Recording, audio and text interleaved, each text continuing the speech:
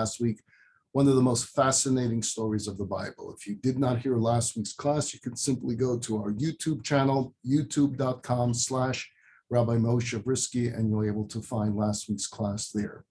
The story takes place over 4 Torah portions, which is a huge amount of space, a huge amount of real estate of the Bible. And it has so much drama to it. We last week looked at the first 11 verses of chapter 37 of the book of Genesis to try to get what I call Act 1 of the story of Joseph understood, get the clarity of what this story is about. I'll put up the 11 verses again for you so that we'll be able to, again, remind ourselves of the opening act of the story of Joseph, and then we'll go from there. So Jacob dwelt in the land of his father's sojournings in the land of Canaan. These are the generations of Jacob. When Joseph was 17 years old, being a shepherd, he was with his brothers with the flocks. And he was a lad and was with the sons of Bilhah and with the sons of Zilpah, his father's wives. And Joseph brought evil tales about them to their father. And Israel loved Joseph more than all of his sons because he was a son of his old age. And he made him a fine woolen coat. And his brothers saw that their father loved him more than all his brothers. So they hated him, and they could not speak with him peacefully. And Joseph dreamt a dream and told his brothers, and they continued to hate him. And he said to them, "Listen now to this dream which I have dreamed. Behold," verse 7, "we were binding sheaves in the midst of the field, and behold, my sheaf arose and also stood upright. And behold, your sheaves encircled it and prostrated themselves to my sheaf." So his brothers said to him, "Will you reign over us, or will you govern us?" And they continued further to hate him on account of his dreams and on account of his words. And he again dreamed another dream, and he related it to his brothers. And he said, "Behold, I have dreamed another dream. And behold, the sun and the moon and 11 stars were prostrating themselves to me." And he told it to his father and to his brothers. And his father rebuked him and said to him, "What is this dream that you have dreamt? Will I come, your mother and your brothers, to prostrate ourselves to you to the ground?" So his brothers envied him, but his father awaited the matter. Those are the first 11 verses. We studied the first 6 last week, and we finished last week with an overview and an understanding of dreams. What is the Torah constantly referencing dreams, especially in the story of Joseph? Every part of the story has dreams as part of it.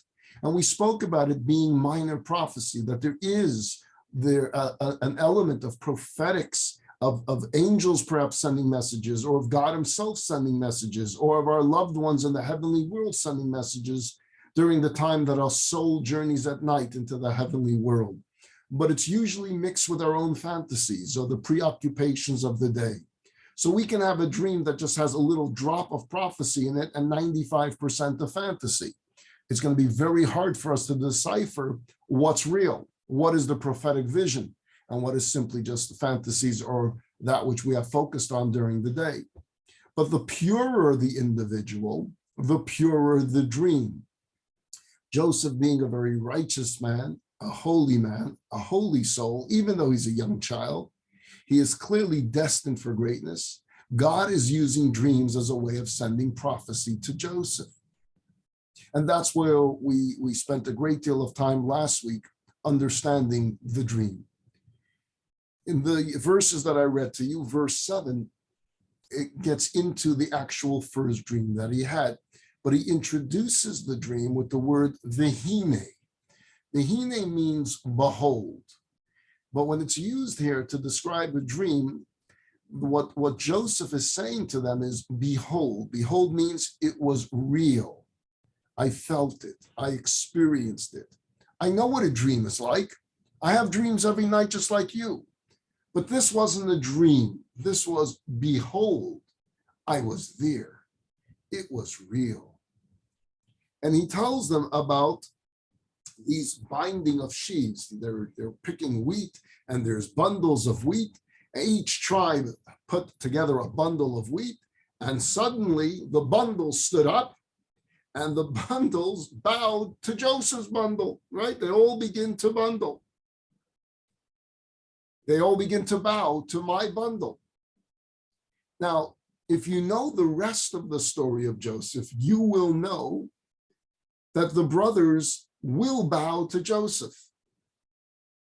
When they will come to Egypt, Joseph is the prime minister of Egypt. They do not know who he is, but they're coming to Egypt for what reason? To get wheat. Think about it. There's a famine in the land of Canaan. They need to go to Egypt to get wheat. So these bundles of wheat, this family that's traveling to Egypt to get wheat, will bow to Joseph's wheat, because they don't know he's Joseph, but they do know that he is the dispenser of wheat. He is the one giving out wheat. Their survival is dependent on this individual who's giving out wheat. So you see that this dream was prophecy. And when Joseph is saying to them, behold, what he's saying is, this was real. I was there. I felt it. I experienced it. You know, you have sometimes these films, but then you have these great virtual realities, right? You go to Disneyland and some of these, the great minds of how to put you at a scene where you really feel you're flying in the heavenlies or you're going down this big roller coaster. And it's all imagination because you're part of the film. So imagine Joseph is not just having a dream, he's going through a virtual reality to the point that he can taste it, he can smell it, he can see it, he can feel it. So if you have such a type of dream, you're so excited that you need to share it. You run to share it. To whom? To anyone that's going to listen to you, but especially to the actors in the dream, the brothers. They were part of the dream. They were there too. So he tells it to them with excitement. But it backfires. Verse number 8 says, you're talking about reigning over us? We're talking here about bowing? You're talking about us bowing to you? You schnook? You little kid, you? You're younger than everyone else here other than Benjamin, who's a little baby, and you're talking to us about us bowing to you? The brothers see it as a threat. Perhaps he had these dreams, but all that he tells us, all that this tells us is that this is what he's fantasizing about all day. It's a dream like the rest of us have dreams, and we dream about what we dream about during the day, what we fantasize about during the day, what we aspire to during the day, which means if Joseph is having dreams at night about us bowing to him, what does that tell us?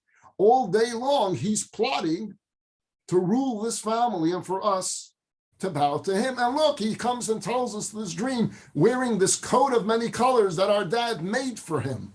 And he's clearly our dad's favorite. So he's starting to build up in his mind that he's the king of this family.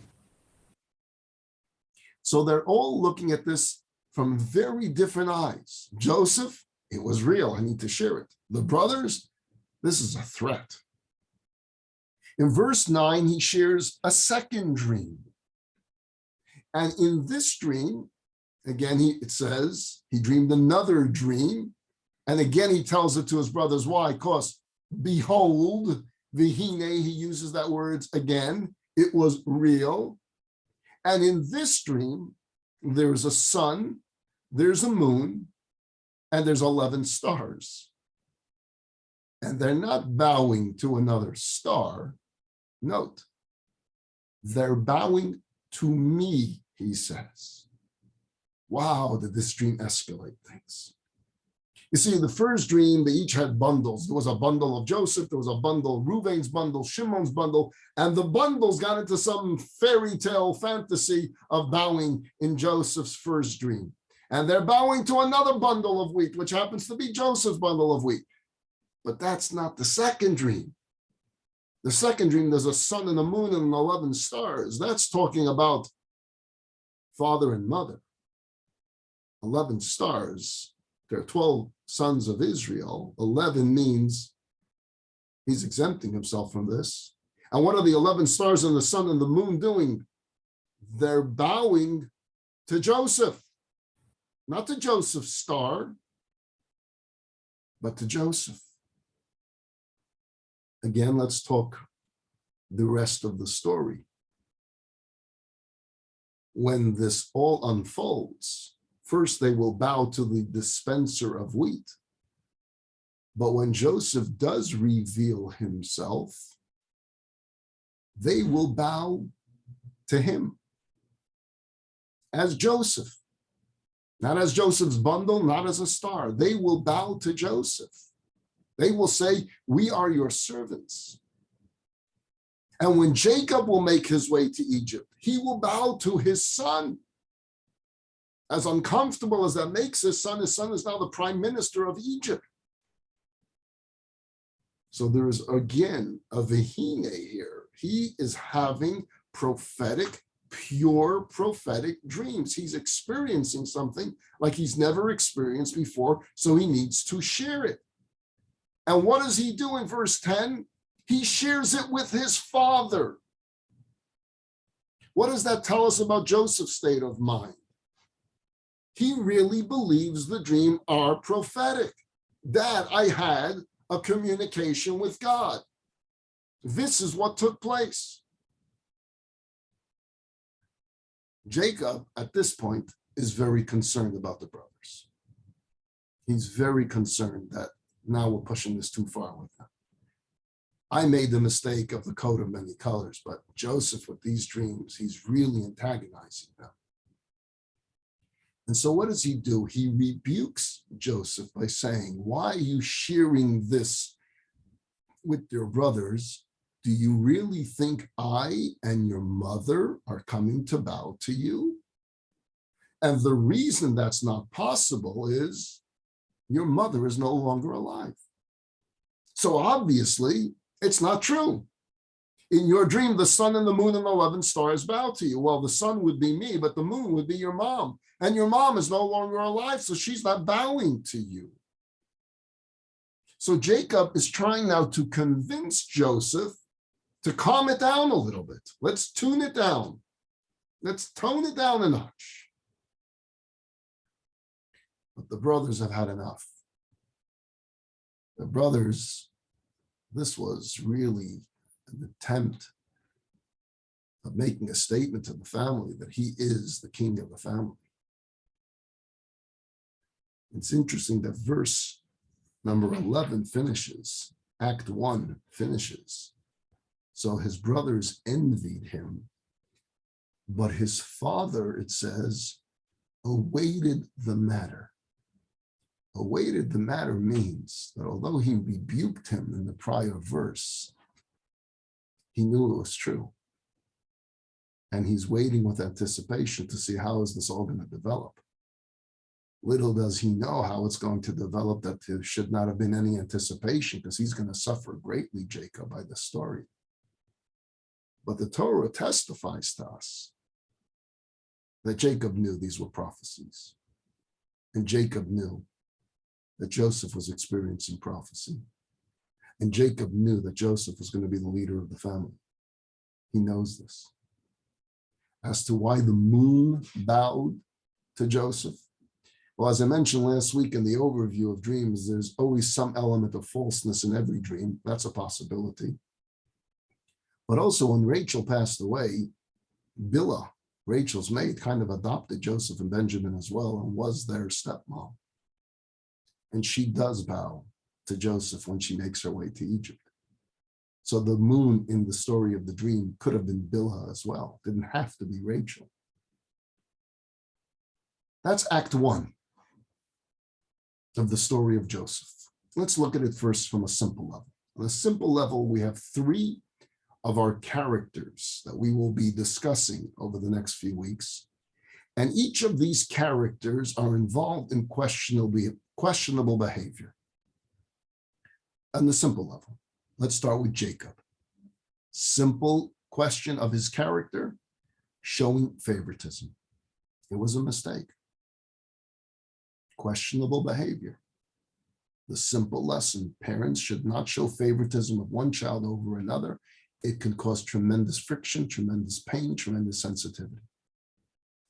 Joseph, what's his questionable behavior? First of all, tattletaling on his brothers to his father. Not a good idea. Telling them about the dreams immediately without first filtering it to his father to say, what should I do with these dreams? What do I tell them? That would have been the smart thing for Joseph to do. Dad, I've had these dreams. These are real. These are prophecies. When do I tell them? How do I tell them? What do I tell them? Especially when you know that they're already disturbed by the coat.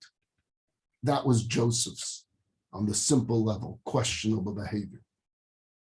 And the brothers, let's bring them together here as one group.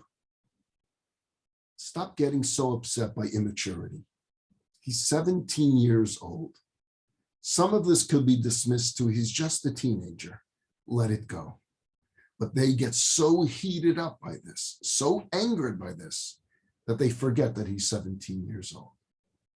So on the simple lessons here, simple lessons that any child studying this story can glean from the story, we have those. From Act 1, Jacob showed favoritism he shouldn't. Joseph tattletaled and showed off the dreams in a way that caused pain and insensitivity to his brothers. He shouldn't have done that. And the brothers overreacted. But we want to go deeper. We want a more mature read of the story. What's going on? How can our patriarchs and the fathers of tribes behave in such a manner? You know, in the book of Exodus, the second book of the Torah, when God meets Moses at the burning bush, and this debate begins between God and Moses. God will say, I'm sending you to Pharaoh, tell him to let my people go so that they may serve me. Moses says, me? Yeah, I got to be making a mistake. Can't be me. It's got to be someone else, someone better, right? This debate will go on for some time. It says in the Medrash, it went on for 7 days. One of the things that Moses says to God, why are you sending me? Shlach no biyad tishlach. Send the one that you should send. Moses has a brother that's 3 years older than him, Aaron.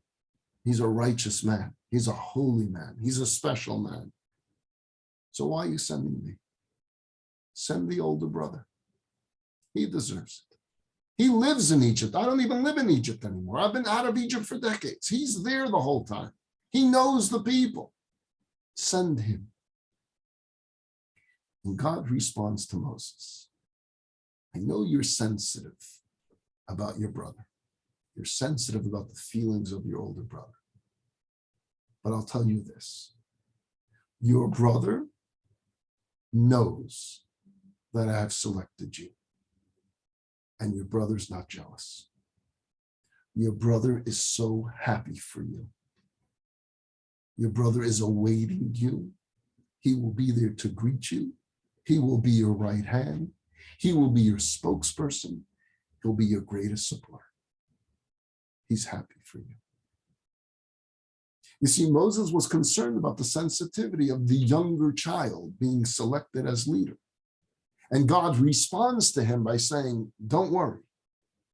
Your brother is holy enough to understand that just because one is holy doesn't mean that makes them the greatest leader.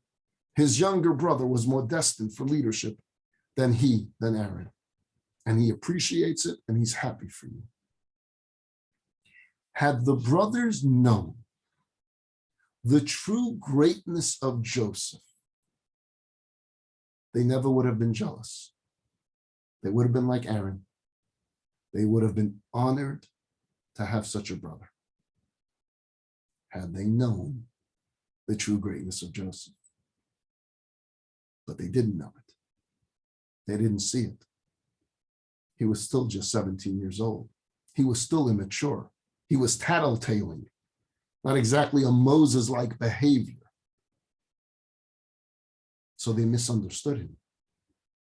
They saw him differently than the reality. And once they saw him in that light, they continued to build this impression and build on it and build on it and build on it and build this impression of Joseph into someone that was so far from the reality of who he really is. You see, Joseph had some of the characteristics of their uncle Esau. Esau was Jacob's twin brother. And personality-wise, not in deed, not in action, but in personality, in characteristic, there were similarities between Joseph and Esau. What Esau had in that character and utilized in an evil way, in a negative way, Joseph used in a positive way, to the point that Joseph was the counter force of Esau. He was the balance of Esau, more than his father Jacob was. Joseph and Esau were a good match because they had similar personalities, but Joseph used it for righteousness and Esau used it for wickedness. Esau became a ruler and a leader in a wicked way. Joseph became a ruler and a leader in a very positive way. And Jacob knew this early on about his son Joseph. He knew that Joseph was the counterforce to his brother Esau. He saw this. He recognized right away this personality that he grew up with as a twin. He knew it very well. And he saw it in his son Joseph. And he knew that that was special. And he knew that that was unique. And he knew this kid is destined for greatness. And the fact that he was thrown into such controversy and such difficulty throughout his life brought out the elements of Joseph and made it part of Joseph's destiny and our people's heritage. Let me explain that for a second. A challenge is only a true challenge when it goes against your nature. I'll give you an example, Abraham. Abraham faced many challenges of faith in his life, but the most difficult challenges for Abraham was it when the challenge of faith went against his attribute of kindness.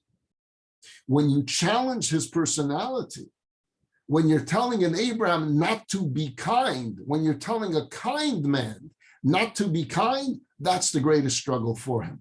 Example, when he's asked to send Hagar and Ishmael away.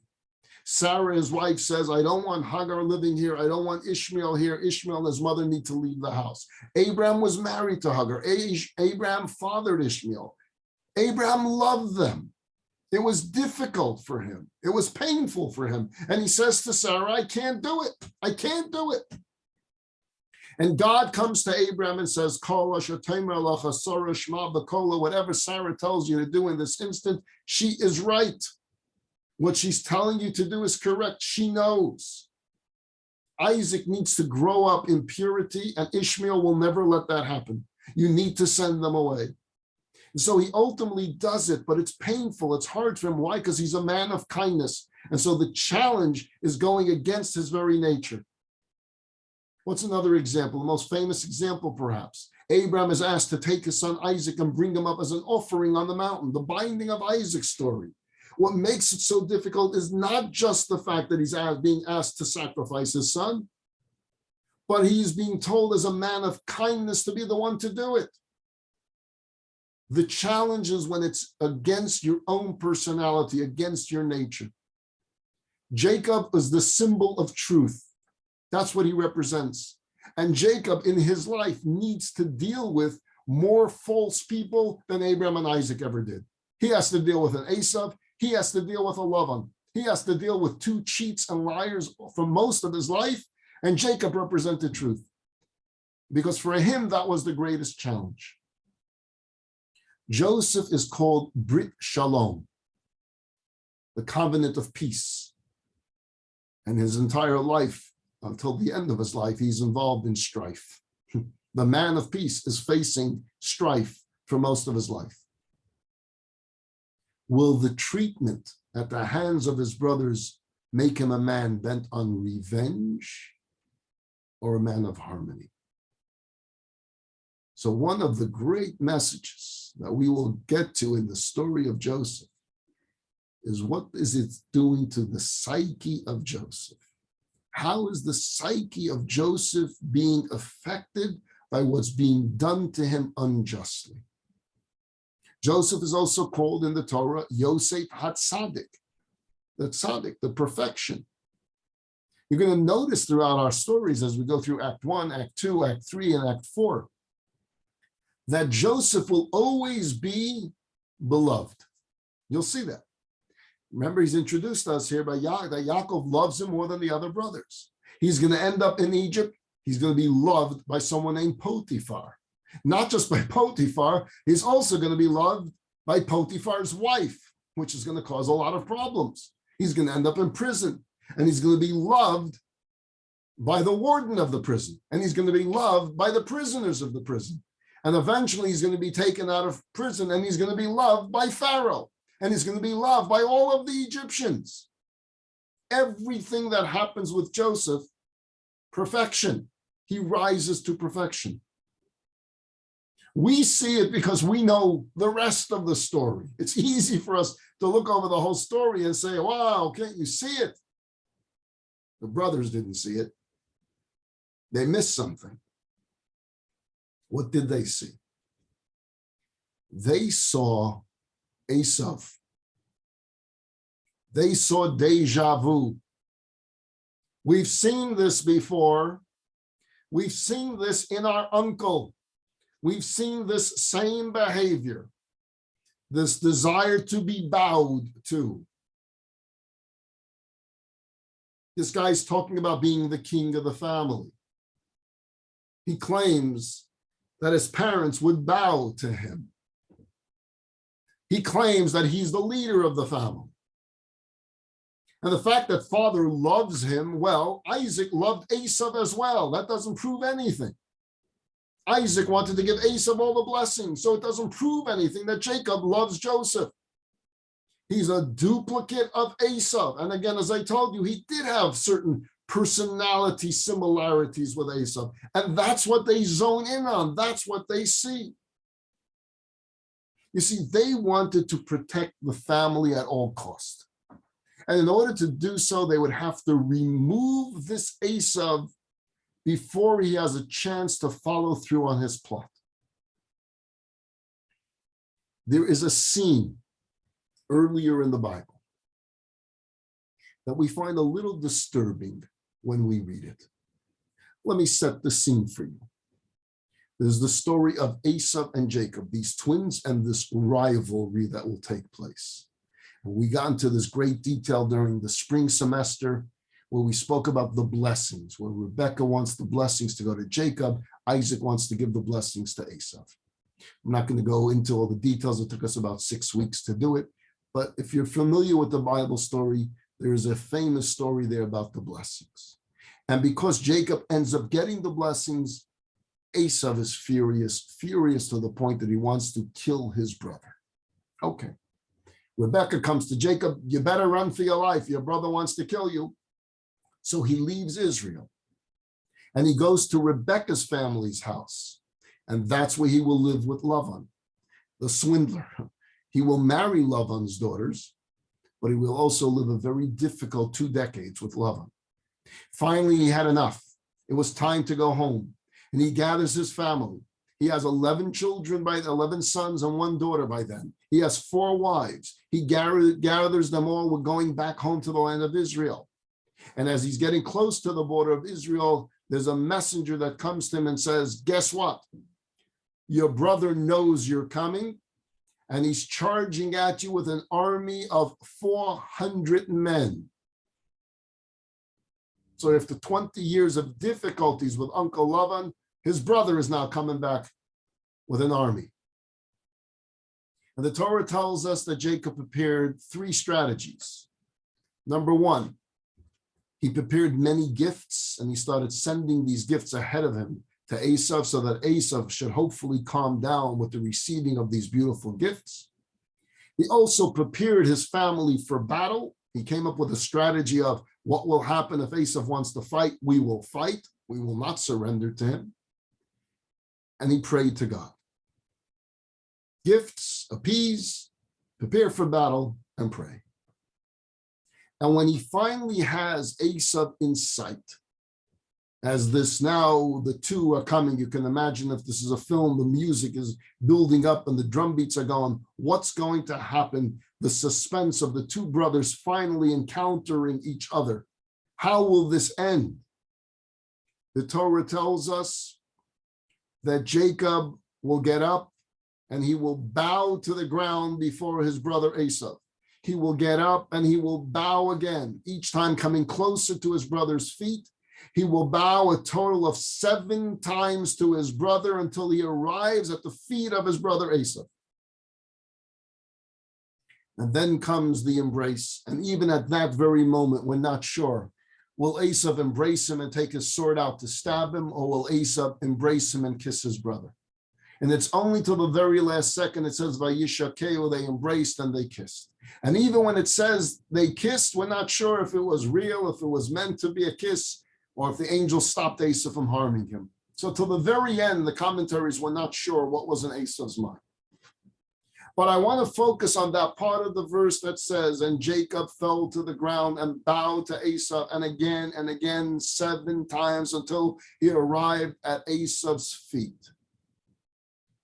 Was it right? That's my question. Do you bow to someone who's wicked? Esav was wicked, Jacob was righteous. How do you feel personally when you read this verse that the righteous Jacob is bowing to the wicked Esav? Or do you say, if you can avoid battle, and you can avoid bloodshed, and you can avoid any member of your family being killed, and avoid having to kill a member of your family because Esav is your brother, hell, I'll bow. If that's what it's going to take, sure, I'll do it. To save human life, just to get down on my hands and knees, sure, I'll do it. Is it right or is it wrong? What's your emotional reaction to it? We know what Jacob thought. He thought the latter. Jacob says, if I can bow to my brother, he is older than me, so I can show him respect. It's okay, I can show some humility here. I can bow to the ground if that will make him happy. Sure, I'll do it. To avoid war, I'll do it. But he's not the only one at the scene. There are other people there. His kids are there. The tribes are there. Right? The fathers of the tribes. Reuven is there. Shimon is there. Levi is there. Yehuda is there. Yisachar, Zvulun, Dan, Naphtali, Gad, and Asher, and Joseph. They're there. They're watching their father bow. Now ask the question. A little bit different than if you were Jacob, is it right or wrong? Ask the question emotionally. How do you feel if it's your father doing the bowing to your uncle who's wicked? You can only imagine, no matter what way you answer the question about Jacob, we would all agree that if this was our father doing it, it would hurt. We may understand him for doing it. We may agree or disagree with him for doing it, but it would hurt us. It would hurt. And I'm going to say this. I believe, and I'll tell you soon why, that they swore to each other at that very moment they would never bow to an Esav in their own midst. If we had to deal with an Esav, no bowing. We'll deal with him. There's a story of Hanukkah, the next holiday that's coming up. The great heroes of Hanukkah were the Hashmonaim. They fought the Hellenists. They restored the Torah. They restored the mitzvahs. But the latter part history of the Hashmonaim dynasty is a sad ending because they all eventually died. And that family of the Maccabees, the heroes of the story, they didn't survive. Why didn't they survive? Because they kept the monarchy. They kept the kingship amongst themselves. And they were the priests. The priests have a role, and the royal family has a role, and they're not the same. The kingship, royalty, belongs to Judah. And so we see later in history this idea of one tribe taking what is not theirs is serious. It's a serious revolution. So in the brothers' mind, they witnessed as kids what it's like for a brother to bow to another brother, and they were determined they would never let this happen. They will be on guard. If any Esau arises in our own midst, that we will take action into our own hands. To back up this thought, I'm only going to touch upon this now because we're going to get into it in much greater detail later. So if you're confused by what I'm saying, trust me, I will get back to it. There is what we will call later the plot. The plot is that once they do what they do with Joseph, they sell Joseph as a slave. They're concerned that one of them will break, and one of them will snitch to their father and tell them what the rest of them did. So they make a pact between themselves that none of us have a right, unless we all agree to it, to break this pact of silence. None of us will admit to Jacob what happened, what we did. Now, to make such a pact, you need a minion, you need 10.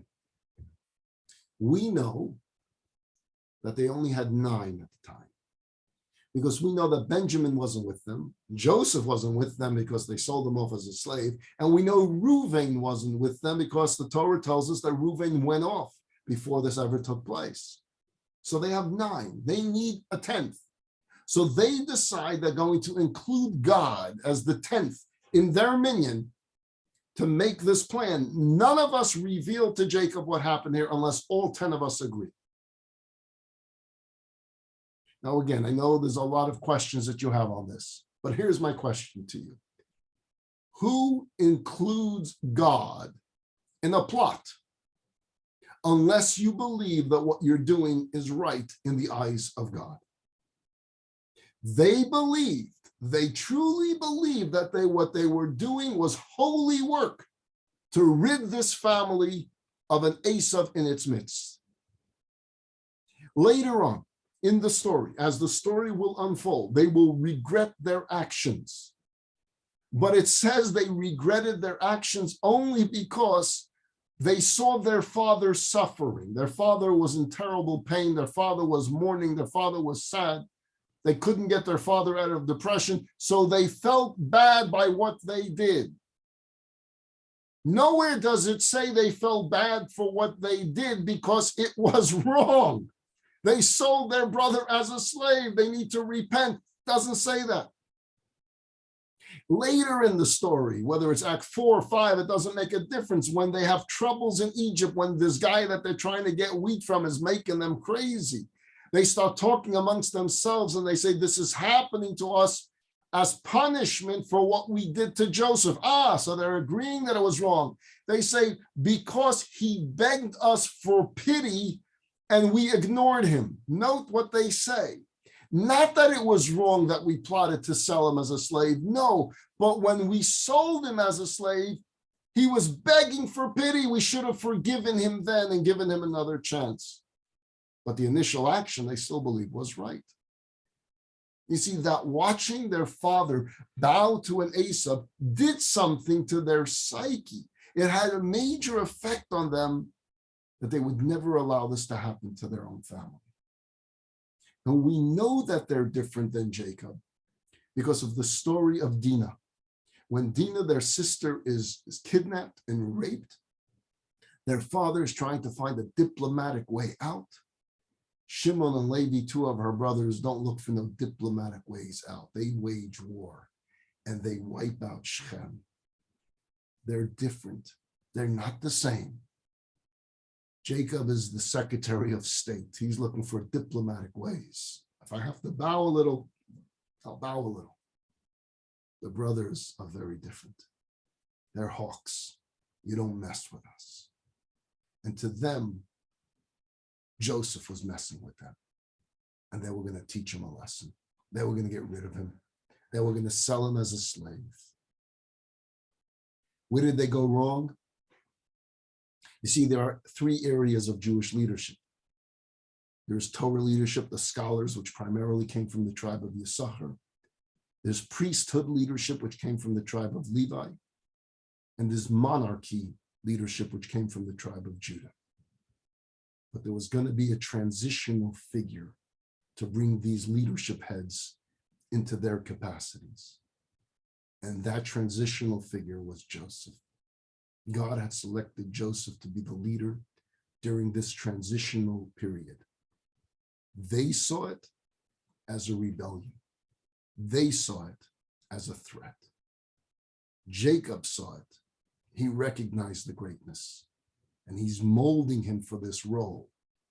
He should have been more sensitive to see what was going on with the rest of his family. He should have explained himself. He should have told them what's going on. The brothers saw a power-hungry individual who would allow his quest for power to destroy the rest of the family. And as in all biblical stories, God is also playing a role. But for that, you'll have to tune in next week. Next Wednesday night, 7:30. Look forward to seeing you back as we unfold the story of Joseph and his brothers. Have a great week, everybody.